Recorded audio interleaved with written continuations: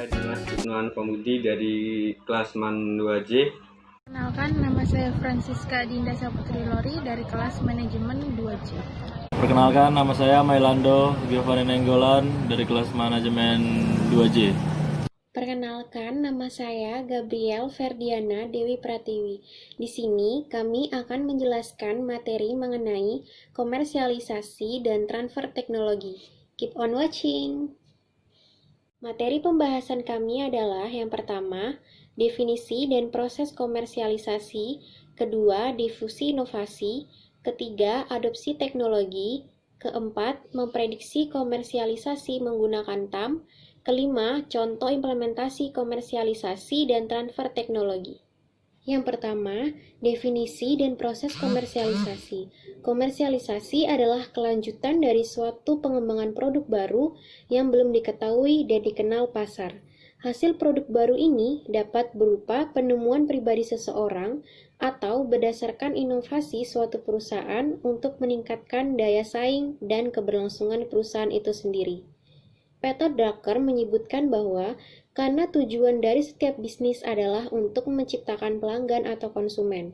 Bisnis memiliki dua fungsi, inovasi dan pemasaran, sisanya adalah cost atau biaya. Ini berarti komersialisasi terjadi di area pemasaran dan bagaimana cara mengkomersialisasikan para pelanggan atau konsumen untuk memastikan mereka tahu dan memiliki minat untuk membeli inovasi produk baru yang dikenal ke pasar. Transfer teknologi terjadi ketika perusahaan memperoleh teknologi dari sumber eksternal, misalnya sebuah universitas, laboratorium federal, perusahaan lain ataupun individu. Semua inovasi didasarkan pada pengetahuan yang ada. Jadi, pengembangan teknologi sangat tergantung pada ilmuwan dan teknisi yang mengetahui dan memiliki akses akan penemuan serta ide-ide yang baru di penelitian lain. Transfer teknologi internasional dari negara mau ke negara berkembang terus menjadi stimulasi penting untuk industrialisasi dan pertumbuhan ekonomi selanjutnya. Perusahaan yang beralokasi di negara-negara berkembang akan memperoleh keuntungan dari kesuksesan transfer teknologi internasional dalam 3 cara. Yang pertama, peningkatan kualitas produk dan jasa, serta penurunan harga sehingga berdampak pada meluasnya daya saing domestik dan internasional. Kedua, diversifikasi ke produk atau pasar baru, sehingga berdampak pada meluasnya kegiatan usaha. Ketiga, learning by doing, dihasilkan dari kerjasama teknologi dengan perusahaan asing yang lebih berpengalaman. Untuk materi 2, difusi inovasi. Difusi berarti komunikasi tentang ide-ide baru teknologi atau proses progres 2003 H5. Definisikan difusi sebagai proses di mana suatu inovasi komunikasi melalui alur tertentu dari waktu tertentu di antara para anggota suatu sistem. Inovasi definisikan sebagai ciri kepribadian yang mencerminkan keinginan untuk membentuk ide-ide baru dan untuk mengambil suatu keputusan inovasi yang berbeda atas apa yang orang lain katakan dan lakukan. Definisi ini berbeda dari inovasi biasanya, yaitu sejauh mana seseorang mengadopsi inovasi lebih awal dibandingkan dengan konsumen lain. Selanjutnya, yang A, faktor organisasi. Budaya dan struktur organisasi dapat mempercepat atau memperlambat proses adopsi inovasi. Sentralisasi, keterkaitan satu sama lain, dan keterbukaan sistem adalah variabel organisasi yang menjadi fokus dalam sebuah penelitian oleh Russell and Hong 2004. Yang kedua, jaringan komunikasi. Dalam difusi, pengetahuan mengenai sebuah inovasi alur komunikasi yang baik berkomunikasi, mengkomunikasikan teknologi baru untuk menargetkan mengadopsi yang potensial. Jaringan individu melalui perbincangan dari mulut ke mulut penjualan secara langsung, dan konsultan melalui presentasi. Yang selanjutnya kepemimpinan dalam organisasi mempengaruhi keputusan dalam adopsi teknologi. Faktor kepemimpinan yang menurut Russell dan Hong 2004 berhubungan positif dengan proses adopsi adalah: pertama, tingkat dukungan manajerial; yang kedua, luasnya dukungan; yang ketiga, pemimpin opini atau orang yang berpengaruh dalam organisasi. Dari selanjutnya yaitu adopsi teknologi. Adopsi teknologi adalah proses multidimensional di mana perilaku pengguna dipengaruhi oleh berbagai rangkaian keadaan, kondisi belajar, dan domain individu, mengacu pada analisis tingkat mikro, karena hal-hal ini berpengaruh dalam memahami perilaku dari seorang adopter teknologi. Kondisi sosial dan domain masyarakat mengacu pada tingkat meso, karena mereka menunjukkan bagaimana hubungan pengguna mempengaruhi perilaku adopsi. Teknologi dan domain pasar atau industri mengacu pada tingkat makro, karena hal-hal tersebut terkait dengan fitur umum dan hasil dari penjumlahan beberapa perilaku tingkat mikro. A. Domain adopsi. Domain pasar atau industri adalah domain makro dari adopsi teknologi baru. Dimensi kedua adalah jenis meso, yang berhubungan dalam serangkaian hubungan yang membentuk sistem sosial di mana potensial adopter berada. Dimensi individu atau mikro adalah analisis pada tingkat ketiga yang mendukung analisis akan pemahaman dari proses ini. Yang B. Kondisi adopsi. Kondisi dari teknologi itu sendiri membantu menjelaskan fitur teknik dan pasar sebagai teknologi pengganti dan produk pengganti. Produk baru memasuki pasar sangat jarang dalam bentuk yang benar-benar baru.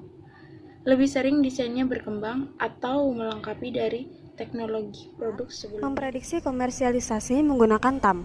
Technology Acceptance Model atau TAM, salah satu model terkenal terkait dengan penerimaan dan penggunaan teknologi baru. Awalnya dicetuskan oleh David pada tahun 1986. TAM telah terbukti menjadi model teoritis dalam penggunaan teknologi informasi. Teknologi acceptance model dapat didefinisikan sebagai kemauan yang nampak di dalam kelompok pengguna untuk menerapkan sistem teknologi informasi tersebut dalam pekerjaannya. Semakin menerima sistem teknologi informasi yang baru, semakin besar kemauan pemakai untuk merubah praktek yang sudah ada dalam penggunaan waktu serta usaha untuk memulai secara nyata pada sistem teknologi informasi yang baru.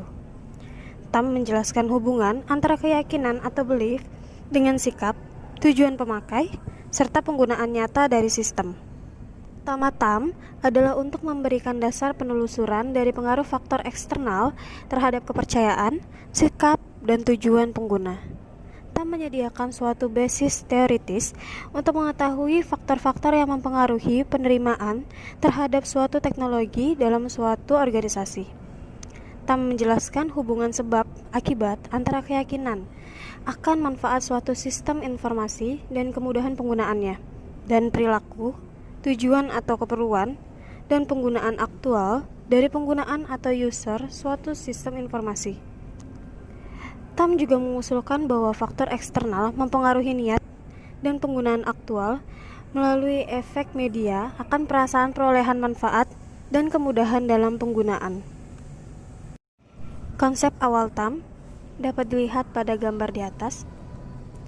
External variable atau variabel eksternal, perceived usefulness, manfaat yang dirasakan oleh pengguna, perceived ease of use, kemudahan dalam penggunaan yang dirasakan, attitude towards, sikap terhadap teknologi baru tersebut, behavioral intention to use, actual use, keinginan untuk menggunakan penggunaan aktual atau sebenarnya. Konsep TAM 2 dapat dilihat pada gambar di atas. Keterangan gambar, subjective norm, norma subjektif, image, gambaran dalam penggunaan, job relevance, relevansi pekerjaan, output quality, kualitas output result, demonstrability, hasil pengaplikasian, experience, pengalaman, voluntariness, kesukarelaan perceive, usefulness, manfaat yang dirasakan oleh pengguna, perceive ease of use, kemudahan dalam penggunaan yang dirasakan, intention to use, keinginan untuk menggunakan, usage behavior, kebiasaan penggunaan. Model TAM yang berkaitan dengan persepsi melihat jika seorang pengguna akan teknologi baru, maka faktor-faktor yang akan mempengaruhi keputusan mereka untuk bagaimana dan kapan mereka akan menggunakannya adalah perceive ease of use, PEOU. Perceive ease of use dalam teknologi diartikan sebagai suatu ukuran akan kepercayaan seseorang terhadap komputer yang mudah dipahami dan digunakan. Davis, 1993. Penjelasan tersebut didukung oleh Wibowo, 2006, yang menjelaskan bahwa suatu persepsi kemudahan pengguna teknologi diartikan sebagai suatu ukuran di mana seseorang percaya dalam teknologi tersebut mudah dipahami dan mudah penggunaannya. Rigopoulos dan Askounis, 2007, Given et al., 2003, serta Yahyapur, 2008, menyatakan bahwa perceive of use juga dapat diukur melalui indikator yang jelas dan mudah dipahami. Perceive of usefulness, PU, Davis, 1993, menyatakan perceive usefulness adalah ukuran di mana pengguna suatu teknologi dipercaya dapat mendatangkan manfaat bagi orang yang menggunakannya. Menurut Sun Wang et al., 2003, persepsi kemanfaatan merupakan definisi di mana seseorang percaya bahwa dengan menggunakan suatu sistem tertentu, maka akan dapat meningkatkan kinerja mereka. Perceived usefulness dapat diukur melalui beberapa indikator seperti meningkatkan kinerja, memudahkan pekerjaan, serta merasakan keseluruhan manfaat teknologi.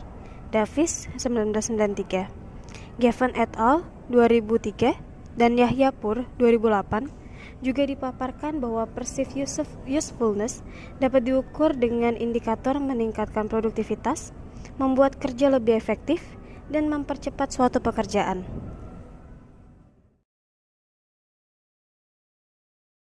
Saya akan membacakan mengenai bab 5, yaitu contoh implementasi, komersialisasi, dan transfer teknologi. Di sini saya mengambil dari perusahaan Google. Google merupakan sebuah perusahaan perangkat lunak ternama di dunia. Dapat dikatakan jika saat ini Google merupakan pemimpin dari dunia internet. Google menjadi raja dalam dunia maya karena kemampuannya dalam melingkupi dan mencakupi akses ke hampir seluruh akses yang ada di dalam dunia virtual. Google telah sukses terkomersialisasi dalam mencapai seluruh kalangan masyarakat pengguna internet di seluruh dunia. Strategi pemasaran yang mereka butuhkan hanyalah word of mouth, dengan mengandalkan kepuasan akan suatu pengguna, dan pengguna tersebut akan menceritakan kepuasannya kepada orang lain. Oleh karena itu, mereka tidak membutuhkan seorang manajer untuk mengkomersialisasikan produk mereka, karena para pengguna Google akan secara otomatis menjadi marketing untuk menyebarluaskan kepuasan mereka kepada orang saat menggunakan mesin pencari yang bernama Google ini. Berikutnya yaitu saya akan mereview mengenai jurnal yang telah saya buat. Jurnal ini membahas persoalan-persoalan yang terkait komersialisasi atas inovasi hasil di Indonesia. Tujuan teoritis dari penelitian adalah yang pertama, melihat jauh mana keterkaitan antara teori dengan objek yang akan diteliti. Yang kedua, menemukan konsep yang dapat menjelaskan fenomena yang terjadi berkaitan dengan proses alih teknologi di Indonesia, khususnya dalam bentuk komersialisasi lead bank. Yang ketiga, menelaah dan mengkomparasikan antara teori terkait dengan objek penelitian dengan kenyataan yang ditemukan pada saat penelitian. Peneliti menggunakan metodologi penelitian campuran, digunakan untuk memperjelas atau melengkapi data-data yang tidak diperoleh hanya dengan menggunakan satu metodologi, yaitu kuantitatif saja atau kualitatif saja. Selain itu, metode penelitian campuran juga dapat menjembatani kesenjangan makro dan mikro, kondisi real, proses-proses komersialisasi, permasalahan yang dihadapi, dan pelaksanaan komersialisasi dan kebijakan yang diperlukan untuk mendorong komersialisasi hasil di bidang lead bank nasional. Komersialisasi lead bank di Indonesia diwarnai dengan berbagai proses-proses yang belum berjalan secara ideal, di mana teknologi komersialisasi dipahami secara berbeda oleh para peneliti. Dengan demikian, agenda penguatan peran unit pelaksanaan komersialisasi menjadi sangat mendesak. Lemahnya pembiayaan serta kebijakan komersialisasi yang lemah telah menyebabkan penguasaan hasil kegiatan lead bank oleh peneliti, sehingga kontrak produktif dan korporasi dan profesionalisme yang menjadi semangat komersialisasi lead bank di Indonesia.